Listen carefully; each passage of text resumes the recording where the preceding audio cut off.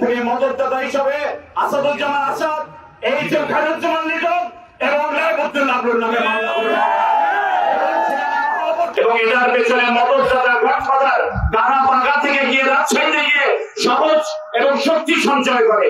আমি প্রশাসনকে বলবো, এই যে ব্যক্তি কয়েকজনের নাম বললাম, আসামিদের টেলিফোন নাম্বারের সাথে 7 দিনের টেলিফোন মিলাই নেবেন।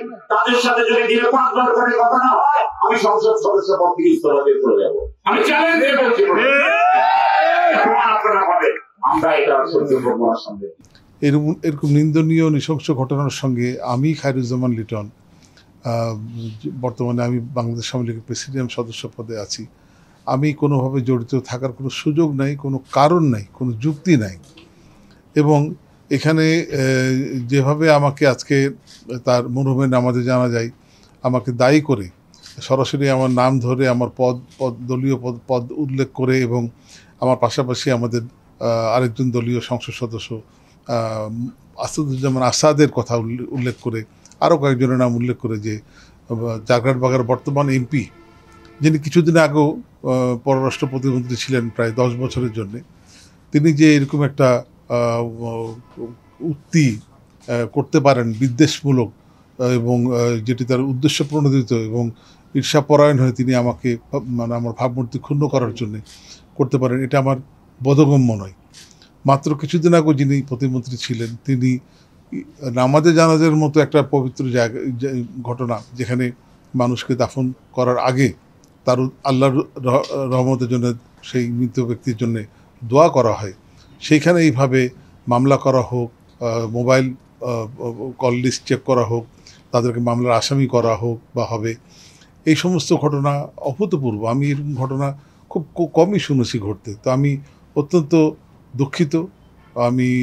এটা আমি আশাই করিনি তার কাছ থেকে।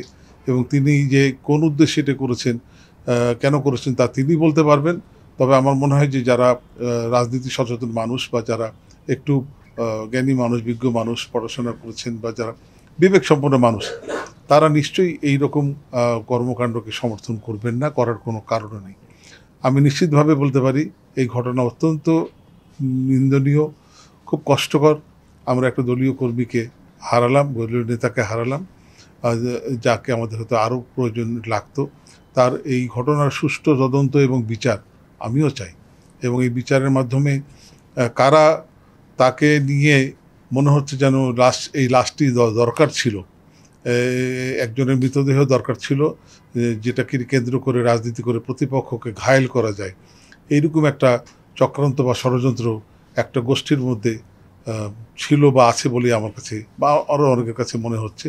এই লাইনেও এই বিষয়গুলি তদন্ত হওয়া দরকার। নেপথ্যের মদতদাতা আমি আগেই বলেছি যে এটি আমি কখনোই হতে পারে না, হওয়ার কোনো কারণ নাই এবং কোনো যুক্তিও নাই। আর এই ধরনের কাজ আমার অতীতের ইতিহাসে, আমার বয়স এখন 60-এর উপরে, কখনোই আমি এই ধরনের চিন্তাভাবনা আমার মধ্যে দিয়ে আসেনি। যারা আমাকে চেনেন তারা জানেন। তিনি কেন বললেন যে আমি মদতদাতা বা আমি এই কাজের সঙ্গে জড়িত, তিনি ভালো বলতে পারবেন। তবে আমার কাছে অনেকেই আসে।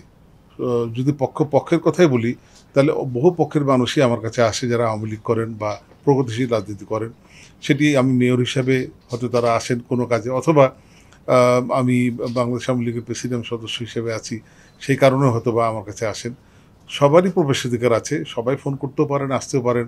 তার মানে তাদেরকে প্রশ্রয় দেওয়া, ইন্ধন দেওয়া, এটি তো প্রমাণ করে না।